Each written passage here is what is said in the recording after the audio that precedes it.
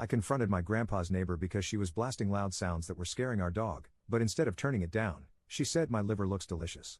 Today, she put a dead bird on our doorstep. Posted by you/assignment cold 8106. Just thought I'd share a weird/creepy encounter I had this weekend. My 22M grandpa's neighbor is probably in her late 30s. I'm staying with him for a while because of a roommate situation. His property is a few acres, and the neighbor's lot is similar. They are separated by trees. My grandpa has a dog, an old German Shepherd. He's gotten sensitive to noises lately. Here's the problem. The neighbor is a Halloween fanatic. My grandpa said she puts her Halloween decor up in late August, but the issue isn't the decor, it's that she's got this odd soundscape. The soundscape includes a fireworks/gunshot type cluster of bangs that happen every so often. Given the distance between the homes, we shouldn't be able to hear any of it. Anyway, she runs it from about 5 p.m. until 10 p.m. They don't get trick-or-treaters or anything in this area, the houses are too far apart and have long private drives. So all of this is just for herself. My grandpa is too nice and conflict avoidant to do anything about it, but I feel so bad for the dog. After a day of the sounds triggering the dog, I went over and introduced myself. It was my first time meeting her, so I didn't want to immediately launch into my complaint. I went along with some conversation to build rapport. She was extremely chatty at first, asked a lot of questions about me, and even tried to guess my ethnicity. I have a racially ambiguous face, and she wanted to prove she could read my features or whatever. From there, she started telling me which celebrities I remind her of. I hadn't heard of any of them, and then she started talking about horror movies. I couldn't get a word in, so I had to interrupt her. I explained about our dog and started with, maybe you could consider using a different soundscape or turning it down? As soon as I brought this up, she got all cold. Her whole demeanor toward me changed, but she did agree to turn it down. She didn't. So I showed up at her door for the second time, yesterday. This is when it got weird. She answered the door in full costume and was putting on a character that she didn't feel the need to drop while talking to me. I tried to let her know I was going to make a noise complaint if she didn't adjust her soundscape. I asked her why she hadn't turned it down, but she ignored my question and instead told me I looked like I had a delicious liver, WTF. It's hard to express how frustrating it was. I said nothing. I just stared at her, irritated, hoping she'd drop the act. Instead of getting serious, she kept the weird voice going and told me, lower your eyebrow, why are you so grumpy? She also tried to reach out slowly to touch my face or something. I just turned around and left. This woman was still in her effing character. She said something after me, but I wasn't able to make it out enough to quote it here. I got home and made a noise complaint. The cops took my statement, then went over and talked with her. No more soundscape. Peace and quiet. Today, she left a dead bird on the doorstep. Relevant comments. Commenter. Do you have proof, like a Ring camera recording? Because it could just be a coincidence. Ops response. It's not a Ring, but my grandpa has an old porch camera. It was her, I could tell from the Halloween wig. I'm just hoping the bird was already dead when she found it and not murdered. Commenter 2. Out of interest, what was her character? Ops response. So, unfortunately, I didn't ask. I didn't want to acknowledge it. I think it was just some kind of witch or demon costume, long white hair, long nails, red lipstick or face paint. She had on a robe with a hood that covered most of it, though. Commenter 3. Okay, this woman sounds deranged, psychotic, dangerous, and exactly my type. Is she single? Sorry about the dog, but if you set me up with her, I will totally change the soundscape and lower the volume. I love dogs and wouldn't be able to enjoy the spooky sounds knowing they are making a nearby dog panic. Ops response. Her lack of concern for dogs, maybe animals in general, is a deal breaker for most, but I'm glad you're not like that. She's all yours, man. Commenter 3. It would be a deal breaker, but I can change her, I hope. Update 8 days later. She doesn't play the soundscape anymore, but some things have happened. She stuck some weird ingredients to the door handle of my vehicle. I touched the stuff, and it got all over my hand. I had a feeling it was something witchy, so I asked on Reddit and learned that it was love spell ingredients. Assuming that was for me, but not completely discounting my grandpa, lol. A few days after she left me the bird, she turned the soundscape on just as I was passing her house during my run. From the way she timed it, turning it off when I had reached my grandpa's house, it was deliberate. I found it amusing because it was kind of clever. She wrote a note to me in my grandpa's native language, which is Korean. It's basically a copy of the phrase, if you gaze long into an abyss, the abyss gazes also into you. WTF. The dog is safe, and nothing has happened to him. I have already mentioned this, but there is a police report/case number assigned to this incident, and I taught my grandpa what number to call so he can continue reporting other events if they happen, to add to the paper trail. He has working security cameras on his front and back porch that are fairly decent. This is not my permanent residence, but I'm sure he will be fine. Relevant comments. Commenter. Okay, This is creepy AF. A dead bird I can handle. Creepy Korean notes with cringe Nietzsche quotes? Pants crappingly terrifying. My offer's off the table, sorry. Ops response. You're the guy who wants to date my neighbor, right? Commenter. Lol, I was until I read the part about the note she left in Korean. I'm out.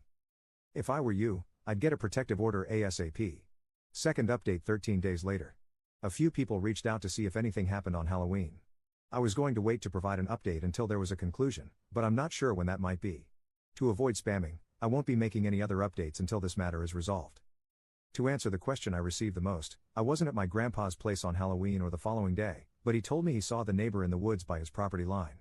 She was wearing a costume, something resembling the girl from The Ring. He said he noticed her standing there, facing the house, in the middle of the day on Halloween, but other than that, nothing happened.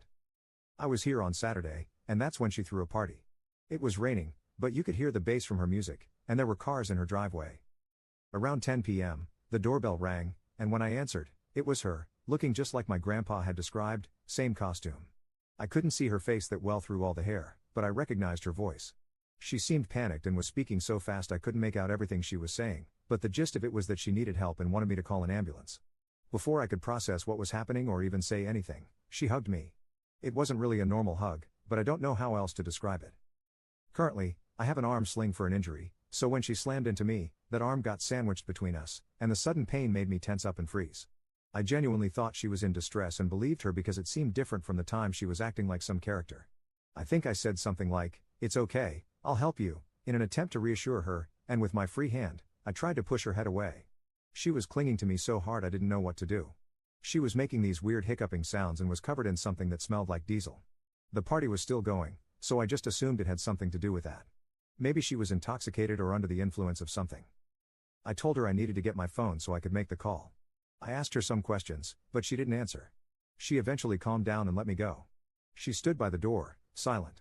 I wanted to get my phone first anyway, but by the time I returned, she was gone. I checked the camera, and it showed she had walked off the porch. The police took 50 minutes to arrive that night.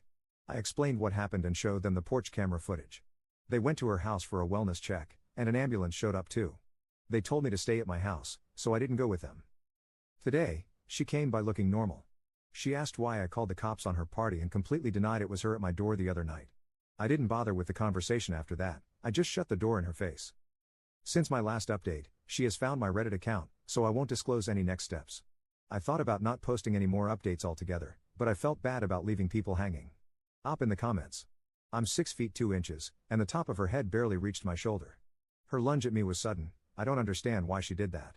I definitely didn't see it coming. I was straining to listen to what she was saying because she was talking so fast and at a low volume. It was raining really hard, and I couldn't see her face, which might have helped me hear her better, if that makes sense. In the middle of whatever she was saying, she hugged me. It totally threw me off, but I thought she was in a crisis, and fighting her off wasn't my first instinct. The shooting pain from her pressing into my injury made me freeze up too. All of this happened really fast, and I didn't have time to process anything. When I write it out, it seems like there was time, but there wasn't.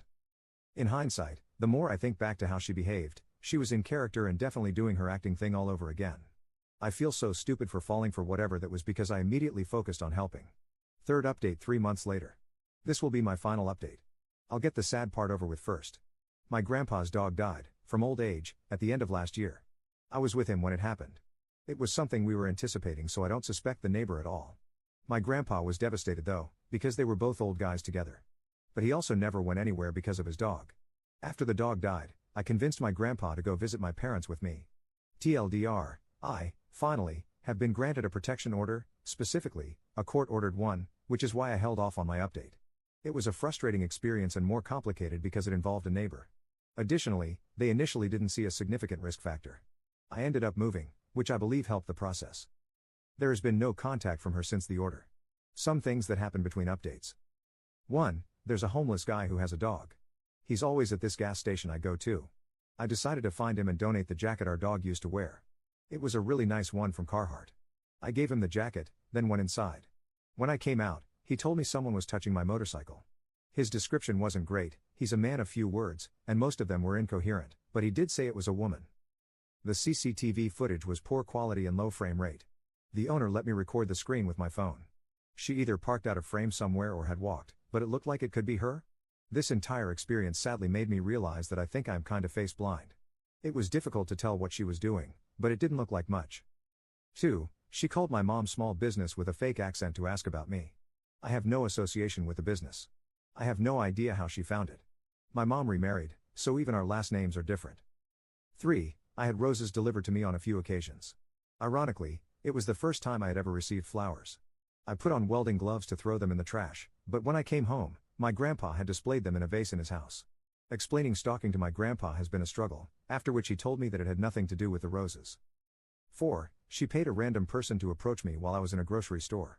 This person asked me questions, none of them stood out to me, some I didn't understand. My mind blanked a little because his approach was so abrupt. He came back shortly after his attempt to engage me to apologize and tell me he was paid to ask me things. I was still very confused at this point. I thought I was about to experience an influencer in the wild or something. He offered to take me outside to point out the car. I got paranoid because he was being so pushy about it, and I was already half restrained by my own arm sling at the time. He also refused to tell me anything, wouldn't even say if it was a male or female, unless I went outside with him. 5. I used to work at a barber shop, so I cut my own hair, and she claimed she had my hair clippings, which she took from the trash for something called her poppet. She said she does stuff to it to bring me comfort when I'm in pain and to make me feel good. 6. This was probably the worst one because it took a mental health toll on me. Although I moved, she developed a habit of trying to convince me she was around me, having small influences over or involvement in my day. I didn't necessarily believe her, but it impacted my ability to let my guard down. So I decided to test this. I posted a video on Reddit to this account, stressing about an incident that the people in that subreddit probably thought I was a clown for asking about. But I knew she monitored my account. I also suspected she was monitoring my friend's Instagram account, through which she was sussing out information about me and my whereabouts indirectly. I had him post his POV of the same incident I had posted on Reddit. Anyway, I mostly did this to soothe my own paranoia. It felt reassuring to have some kind of proof that she was just making guesses to get under my skin because eventually, I received a cryptic message about how she was responsible for it and that it was just a warm-up. No sweetheart, it was the abyss, gazing right back.